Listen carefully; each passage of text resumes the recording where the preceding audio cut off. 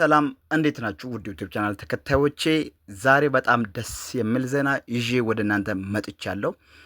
የብዙዎቻችን ትዕግስት አስጨራሽ የነበረው ኤርድሮፕ ሊስት የሚደረግበትን ቀን አሳውቀዋል። ስለዚህ ስለሱ የምነግራችሁ ይሆናል። ሁላችሁም ይህንን ቪዲዮ የምትከታተሉ ይህንን ቪዲዮ ደስ ካላችሁ ላይክ አድርጉ። ላይክ ማድረጋችሁ እንዳትረሱ፣ የእናንተ ላይክ ስለሚጠቅመኝ ማለት ነው።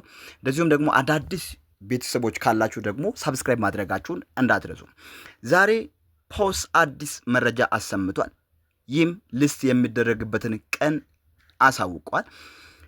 ዛሬ በራሱ ገጽ ላይ በትዊተር እንደዚሁም ደግሞ በሌሎችም ዲስኮርድ እና እንደዚሁም በቲክቶክ ገጽ ላይ እንዳሳወቀው ሊስት የሚደረግበትን ቀን ኤፕሪል 16 ላይ እንደሆነ ተናግሯል። ይህም ማለት ዛሬ ኤፕሪል 9 ነው። ልክ ከ7 ቀን በኋላ በሳምንቱ በቀጣይ ሮብ ላይ ሊስት እንደሚያደርግ በራሱ ገጽ ላይ ተናግረዋል። እንደዚሁም ደግሞ በተለያዩ ቋንቋዎች እዚህ ጋር እንደምትመለከቱት ቪዲዮ ሰርቶ ለቋል። ወደ 7 ቀን እንደቀረ ብዙ አይነት ነገሮችን እዚህ ጋር አሳውቋል። ኤፕሪል 16 ላይ ሊስት ይደረጋል ማለት ነው። ስለዚህ ምን አዲስ ነገር አለ ካላችሁ የተለያዩ ኤክስቼንጆች በዚህ ሳምንት እንደሚጨመር ልክ ኤፕሪል 11 ላይ ተጨማሪ ነገር እንደሚኖር አሳውቀዋል። ከዚህ በፊትም ለእናንተ ቪዲዮ ሰርቼላችሁ ነበር። ኤፕሪል 11 ላይ የኤክስቼንጅ ተጨማሪ እንደሚደረግ እና ምናልባት ኦኬክስ እና ባይቢት እንደዚሁም ደግሞ የቻይናው ዛሬ ስለሱ መረጃ ቴሌግራም ላይ አሳውቀው ነበር።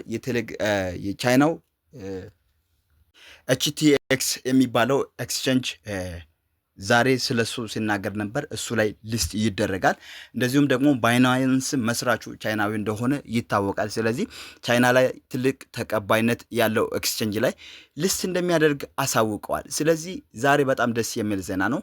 በሚቀጥለው ሮብ ላይ ከቀኑ 10 ሰዓት አካባቢ ምናልባት ወይም 9 ሰዓት 11 ሰዓትም ሊሆን ይችላል ሊስት የሚደረግ ይሆናል።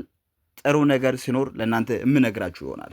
ዛሬ ያለው መረጃ ይህን ይመስላል። ስለተከታተላችሁ ያመሰግናለሁ። ከተመቻችሁ ይህንን ቪዲዮ ላይክ እንደዚሁም ኮመንት እንድትጽፉ እንደዚሁም ደግሞ ሼር አድርጋችሁ ለሌሎች እንድታደርሱ፣ ሰብስክራይብ ያላደረጋችሁም ደግሞ ሰብስክራይብ አድርጉ። መልካም ቆይታ።